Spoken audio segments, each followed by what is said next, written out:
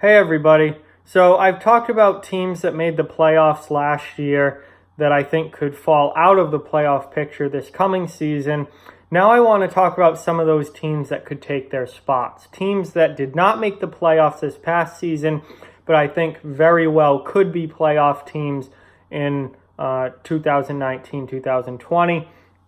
And these are teams that I think have really made good additions to improve their roster and have certainly gotten better this offseason, and I think have gotten better enough to where they could move themselves up into playoff position this year. So let's get started. Here are 5 teams that did not make the playoffs this past season that I think could very well make the playoffs this season. And starting in the Eastern Conference, we have the Florida Panthers. Florida, I thought, would make the playoffs last year.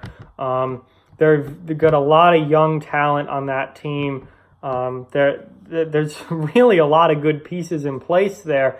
And for whatever reason, that team, the Panthers, just really struggled this past year. Did not have the kind of season that I expected them to, and ended up missing the playoffs by a pretty good margin. This offseason, they've added pieces in every way. They've added forward help. They've added defense help. They've added their biggest move was bringing in Sergei Bobrovsky, a Vezina-level NHL goaltender, one of the top goalies in the league. Unrestricted free agent leaving Columbus. They bring him in, give him a massive contract, but it could very well be worth it if he gets them into the playoffs and deep into the playoffs in the coming years. So for me, one of the biggest problems with Florida and why they haven't been a playoff team the last couple of years was their goaltending. Roberto Luongo he was so up there in age. He's retired now, but he was so up there in age that he just wasn't playing at the level that he was 7, 8, 9, 10 years ago. He wasn't the same goalie, and that's obviously not his fault. Father Time catches up with everyone, but they just weren't getting the level of goaltending that they needed in a very tough, especially the top of the Atlantic Division, which is very, very tough. So I think that goaltending was a major issue for them, and they appear, as long as Bobrovsky continues to be Sergei Bobrovsky, to have figured that out. They now have an elite NHL goaltender to go along with a lot of the young talent, the guys like Barkov and Trocheck and Dadonov and everyone else up there in Florida. They now have elite level goaltending backstopping that, which I think is going to be a huge, huge improvement for the Panthers. They've also added Anton Strawman, who I think will be a very good veteran presence on that blue line for them. He's certainly dropped off the last few years as far as his play goes. He is not the guy he was with the Rangers, that's for sure. But he's still a very serviceable veteran defenseman who's good in his own end, and I think will bring a lot of leadership to that group on the defensively, which I think they will greatly benefit from. So I think the Panthers have made some really good changes this offseason. I think they've improved that team, and looking at that roster now, I certainly think that they should probably be a wild card team in the playoffs next year, but I do think that they should make the playoffs, and I think that there's enough talent there, certainly enough up front. We'll see if defensively and goaltending-wise they improve enough to get there, but I think that the Panthers very well could and should be a playoff team next season. Moving on to the Metro Division, we have a couple of teams that I think could easily compete for playoff spots, and one is the New York Rangers. Obviously, the Rangers made the biggest splash in all of free agency, bringing in Artemi Panarin, almost $12 million per year, but he was the biggest superstar available in free agency, and the Rangers got him. Honestly, the Rangers impressed me last year. They were expected to be a bottom-feeding team, a team in full rebuild mode last season. They honestly played better than I thought they would, and I think that there is a bright future there in New York, and that there's a lot of good young pieces there. Then this offseason, they apparently have just switched out of rebuild mode. They go and they get Jacob Trouba in a trade with Winnipeg. They have the number 2 overall pick, and they draft Kakko, the kid from Finland.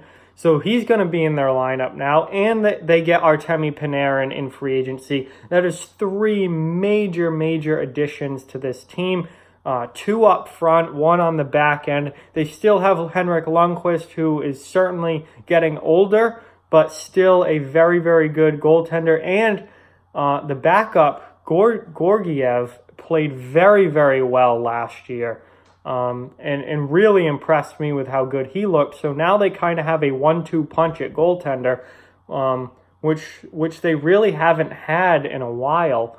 That true 1-2 punch. Usually Lundqvist has obviously been the guy, and then their backup goaltender. Some year, when they had Cam Talbot, who was a very good backup back when he was coming into the league. They've had some good backup goaltenders. But oftentimes it's been the focus has solely been on Henrik Lundqvist.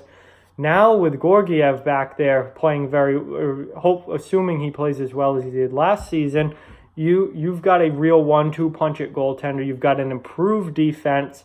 You've got a full forward group which has certainly added some firepower this offseason. I think the Rangers are a much improved team from where they were last year. And Panarin is a big enough of a game changer to where they could go from a 32-win team to a team that could potentially compete for a playoff spot. And I think that they have the chance to do that with a lot of the talent they've amassed there in New York. Sticking with the Metro Division, we have the Philadelphia Flyers. Last year was an absolute disaster for Philadelphia. Only 37 wins, 500 team, out of the playoffs by a lot. Absolute disaster of a season for the Flyers last year. However, when you look at that roster, they still can be a very good team. They still have Claude Giroux. They still have Jake Voracek. They still have Ivan Provorov and Shane Gostisbehere on their back end. Now, maybe for the first time in a long time, they possibly could have the goaltending situation figured out. Carter Hart, to me, looks like a future superstar goaltender. The kid is only 20, 21 years old. No, he was 20 when he came up to the Flyers last season. He played very well the team was already well out of it by the time they called Carter Hart up, but he played very well down the stretch for them. And he, to me, looks like the goalie of the future in Philadelphia. Now, this is not the first time we've said this about a goalie in Philadelphia, and it hasn't worked out, as this team has had goaltending issues for really like the past 25 years. But I think Carter Hart can be the real deal. We'll see what he looks like this year. It's his sophomore season. We all know sophomore slumps can happen. But I think if Hart plays to the level that he can, and can really be a solid backstop for the Flyers, that is going to help that's been such a major issue for them over the years, that is getting solid goaltending is going to help them in every other way as well. Their defense also has struggled at times, but I like a lot of their young defensemen. I think Travis Sanheim has a very bright future. I think Robert Haig is a very good bottom pair defensive defenseman. They traded for Matt Niskanen. They brought in Justin Braun from San Jose. So that's some veteran defensive presence there. I think that they can be improved in goal. They can be improved defensively. And they still have the firepower up front. I mean, Travis Konechny is a player that I really like. Nolan Patrick going into his 3rd year now. I believe his 3rd. Yeah, this will be his 3rd year, I think. He's struggled so far in his NHL career, but he's a guy that maybe, as he develops, could really start to kick in offensively. And if he does that, then I think that will really, really help the Flyers. Obviously, they signed Kevin Hayes in a move that I did not like at all. I think the contract is way too big for Kevin Hayes, but they now have a legit number 2 center, even though they way overpaid for him. They now have a legit number 2 center. So that will also help. So I think while last year was a total disaster for the Flyers, I think that they can be improved this year. They're still in win now mode. They still have the talent to be a playoff team. And I think if things go, things go right this year, like last year they all went wrong, I think we will see the Flyers back in a playoff spot. Moving on now to the Western Conference, we have a couple of Pacific Division teams that I want to talk about. First being the Vancouver Canucks, because as I said in an earlier video just last week, I think that the Vancouver Canucks will and should make the playoffs this year. Vancouver, I think, has had one of, if not the best offseason out of any team in the NHL. They've completely revamped their defense. They've added Tyler Myers. They've added depth with Jordy Ben and Oscar Fantenberg. They've gotten significantly better on the wings and in the goal-scoring department by trading for JT Miller and signing Michael Furland. I think the contracts that they've given out in free agency have been very team-friendly, good, low-cost contracts. Tyler Myers signed for $1 million, $1.5 million less than I thought he was going to get. Michael Furland, under $4 million a year for Furland, I think is a fantastic deal. JT Miller's contract is not a bad one for a team like Vancouver. And I love what this team has done. I still have questions. Can Markstrom and Demko be the 1-2 punch needed at goaltender to get into a playoff spot? I think that remains to be seen, but I think the potential is certainly there, especially if Thatcher Demko develops into the goalie that Vancouver thinks he will. He could end up being a very nice piece in goal there. Markstrom, not a superstar, not a star goalie by any stretch of the imagination, but certainly a serviceable starter. I really, really like Vancouver this season. And one of the biggest things is how weak the Pacific Division is. I think when you look across the NHL, the Pacific Division is without a doubt the weakest. I think the Metro and the Central are very similar in the fact that all of the teams are pretty close in how good they are, and they kind of beat up on each other throughout the year. But there are no truly bad teams in the Central or the Metro Division. I think most of your the worst teams in the league come from the Atlantic and the Pacific. And the Atlantic has a very strong top and a very bad bottom, whereas the Pacific really doesn't have as strong of a top, and also has the very bad bottom with teams like Anaheim and LA and Edmonton. So I really look at the Pacific as the weakest division in the NHL, and that leaves a lot of openings for a team like Vancouver or the next team I'm going to talk about to jump into a playoff spot, even though they may not necessarily be expected to be a playoff team. And I've already talked about the Flames in the last video about how I think they could really drop off this year. San Jose has lost a ton of depth and are in salary cap trouble. They're a team I think that will significantly drop off.